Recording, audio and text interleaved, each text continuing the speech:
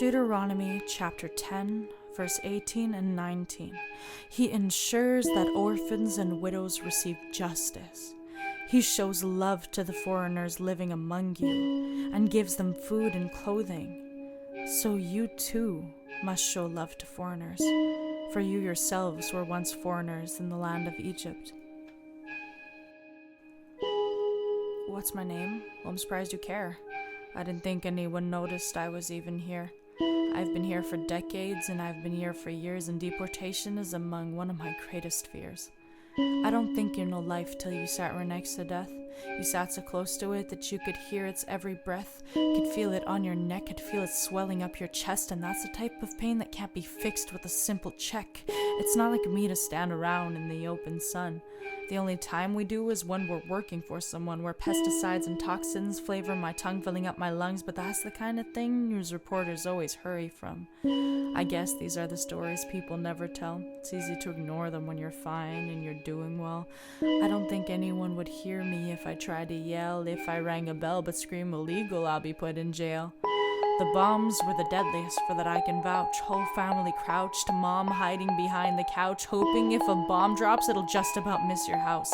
Sounds pretty horrifying, but that's what immigrating is all about. We didn't come here to steal, kill, and destroy.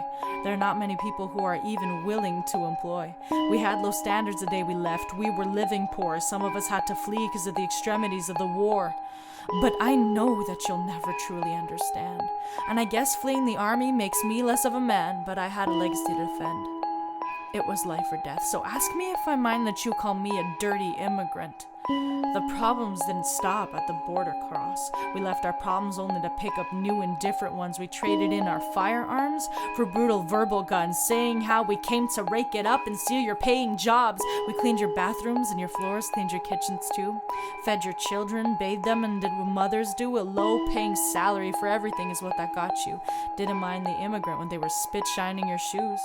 But when their children grow and hope to do better than them, they're faced with the same title of a dirty immigrant. The same riddles and rhymes of being Mexican and border jumping and cartels held right above their heads. I don't think you lived a day till you sat right next to death. You sat so close to it that you could feel what's coming next. But that moment of seeing the light at the end of it was why my father fled before death could really get a grip. Everyone says they didn't know, but didn't care to ask. As if asking is somehow a time-consuming task. I guess some are afraid to see me for who I truly am. That would have to mean that I'm a human underneath the mask. So here it is. You didn't ask, but what else is new? Here's a simple truth about the people who work under you. People who've been beaten black and blue, who left children to seek a better dwelling than the one that they're accustomed to. So I beg and plead that you drop your ignorance.